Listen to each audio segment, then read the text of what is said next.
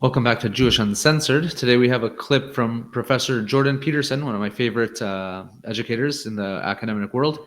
Definitely follow all his podcasts. Let's analyze what he has to say on Islamic states and why they seem to fail, and the exploitation of their people often tends to bring violence to their host countries. Why has the issue of sadistic mass rape on British soil reared its ugly head once again, this time on the international front? There are many reasons, but one is fundamental. The increasingly desperate need in the West for a serious discussion about the perils of an unthinking and self-aggrandizing multiculturalism, a word that in itself is primarily cliched advertisement for the self-proclaimed admirable and wondrous tolerance of the progressive hypocrites on the left and right alike. It's time for us in the free world to look at human beings and their various cultures as they truly are, and not as the good thinkers wish and then so dangerously insist that they must be. This means laying out the stark reality not only of cultural differences, but of the proclivity of the worst of people who are very bad indeed to use religious affiliation as camouflage for their machinations. This is a temptation regarded by the ancients as paramount, the use of God's name in vain, which the confused assume merely means don't swear, but which truly means do not claim virtue when pursuing the lowest of selfish ends. This is the sin of the Pharisees as well, who literally became murderous when Christ called them on their hypocrisy. There's arguably no more widespread pathology of aim plaguing us in the developed world today, excepting perhaps that of pride. It's also the case that manipulators, those, for example, who cry victim at the drop of a hat, as well as outright criminals, are highly prone to cloak themselves in the guise of moral virtue. That's exactly what puts the most extreme con in the most exceptional of con men. Before we elaborate on that point, let's establish a few more basic and simultaneously indisputable facts. First, democracy is by no means the natural state of man and woman. The vast majority of countries around the world are barely countries at all in the modern Western sense of the word. They are instead far too often unproductive totalitarian hellholes run by thugs and inhabited in the main by the sort of people who either allow themselves to be ruled by the hedonistic and power mad, or who are so beaten down and corrupted themselves that they envision progress merely as the opportunity to rise and perpetuate the same crooked game, this time as victors. Let us, second, abandon the naive and idiot pretense that women are easily integrated as full and equal partners into functional and productive marriages, families, and states, and that such integration is also a default condition. Here's an alternative view, which, as in the case of religious and moral hypocrisy, is much more natural. In the absence of constant and disciplined, future and community-oriented socialization, sexual desire runs rampant, not least among young single men, along with all the other forms of present-focused, hedonistic and power-mad behavior. Hence the well-established association between the proclivity to rape and otherwise assault and more general criminal conduct. Self-centered immaturity is the rule, not civilized, self-disciplined conduct. The same can be said of foolishness as opposed to wisdom. Under the dominion of the immature, unprotected women are not only fair game, particularly when foreign, but responsible by the very fact of their unguarded status and self-evidently wicked attractiveness for whatever dire fate might befall them. This means not only the rape and sadistic abuse of said women, but their blaming and shaming for the provocative fact of their solitariness. This is the default defense and worldview of the worst of men. She was asking for it. Reminds you of Hamas yet? A society where women can bring their talents to the table as independent, safe, and respected individuals requires, by contrast, certain stringent psychological and social preconditions. A widely shared view of the value of women as equal intrinsically to men. A police and justice system with genuine integrity. Material, and more specifically, hygienic standards associated only with industrialized societies. It also requires effective birth control and the mores that allow or even encourage its use. These conditions are prohibitively difficult to meet. Furthermore, their existence is taken for granted at our extreme peril, with particularly severe ramifications for the poorly defended and female. None of these preconditions apply in the default oppressive authoritarian society, where intercourse of any sort between men and women is severely restricted and punished, and all forms of sexual psychopathology flourish in no small consequence. It is nonetheless from precisely such societies that much of the mass immigration that characterizes many Western countries occurs, and has for decades, in consequence of the idiot presumption that these mobile and often desperate people will bring with them none of the terrible presumptions and customs they are hypothetically fleeing. Consider, in that regard, the 195 countries that currently make up the world. A mere 24 of these are true Western democracies, characterized by respect for and existence of freedom, human rights, limited government, separation of church and state, and rule of law. That's 1 in 8, or 12%. That alone proves that such rule-governed, classically liberal democracy is the exception, strongly indicating at the same time that the absence of democratic attitude and social order, rather than its presence, must be assumed as the default.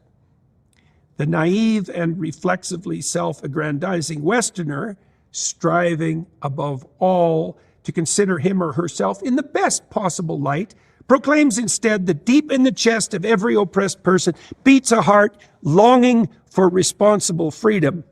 But a totalitarian state is, in truth, a distributed network of deceit and cruel oppression, more than a mere top-down hierarchy of power. Everyone in a tyranny lies about everything all the time, to everyone, including themselves and those whom they claim to love.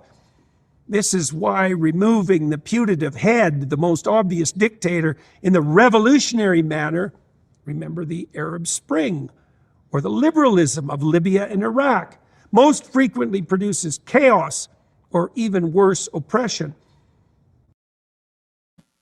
And let's see what happens with Syria. Add that to the list. There are many pathways, personal and communal, to rigidity and instability, and very few to responsible freedom, abundance, and progress. Thus, immigrants from authoritarian states are most likely to bring with them authoritarian attitudes. 24 genuine free democracies. What of the remaining 171, or 88% of the world's countries? 59 of them are fully authoritarian, replete with all the horrors such systems entail. Another 20 are chaotic failed states. The remainder are at best a mixed bag, not fully authoritarian, not entirely chaotic, but certainly not thriving democracies. And certainly not the Western countries that the oppressed or predatory of the world flee to, given a choice. What are the cultural preconditions for civil society and good governance? What cultural features characterize the 24 versus the rest, particularly the worst of the rest? 40 of 50, or 80%, of Muslim-majority countries are fully and unabashedly authoritarian. A mere 3 of the remainder are democracies: Morocco, Turkey, and Indonesia, if the definition is allowed to be approximate and generous. The rest are, at best, a mixed bag. And what of majority Protestant or Catholic countries? 100% of these, Africa accepted, and reasonably so, are highly functional free societies. Observation of a track record like that might suggest to a genuinely objective observer a causal connection. Why the stark difference? None of even the possible reasons look good for those who proclaim that the rewards of multiculturalism are untrammeled and certain. First, in the Islamic world, divine law, Sharia, rules. And it is indisputably the case that the more fundamentalist accounts of Sharia, and potentially all accounts, don't mesh easily with the democratic idea of man-made laws subject to change and improvement by consensual and voluntary agreement. For Islamist supremacists, God's law, by their interpretation of course, is regarded as immutable and superordinate to any human legislation. Does this presumption not stand in virtually absolute opposition to a foundational democratic idea, the sovereignty of the people? Some might argue that shura, the Islamic principle of consultation, is akin to democracy.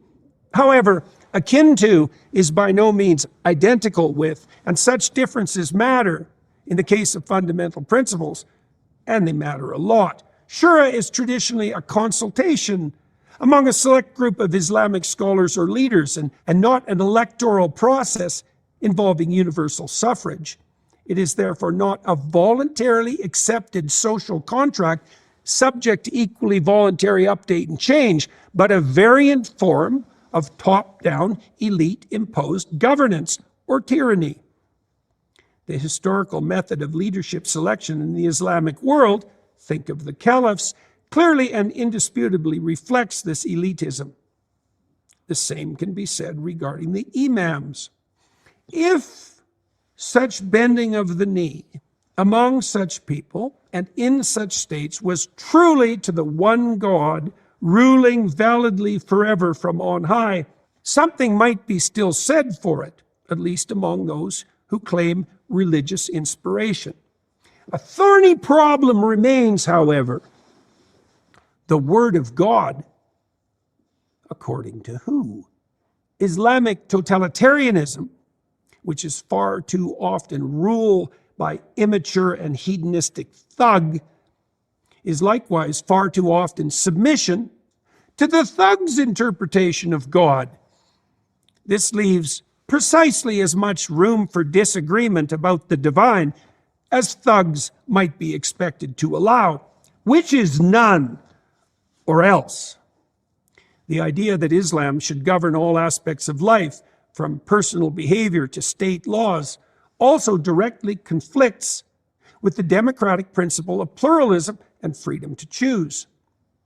Remember as well, in keeping with all this, that the punishment for rejecting such claims, the price paid for apostasy, is not infrequently death. There is no manner in which any of this self-evidently aligns with the Western principles of freedom of thought, religion, and expression. It therefore seems incumbent on those who believe that such commensurability exists to prove that it does, particularly given the aforementioned statistical difference between Muslim and Christian majority societies. Rather than insisting that the burden of proof be put upon the skeptic of the multicultural project. The difference between the societies under consideration, bad as it is in general, is clearly worse for women. Traditional Islamic jurisprudence assigns very different rights and roles to men and women. The typical woman in the authoritarian Muslim countries generally requires a male guardian's permission to marry, travel, or work. Their inheritance share is lesser, typically half. Men can divorce unilaterally with ease, while women cannot. Polygamy is legally allowed in many of the same countries, but polyandry in none. That is by no means all. Women's political participation is severely restricted. Dress codes are frequently or even typically severe. Laws against domestic violence are minimal or absent, and in some cases, marital rape is not recognized or criminalized. Access to education and employment is restricted or absent, and women have limited control over their reproductive choices.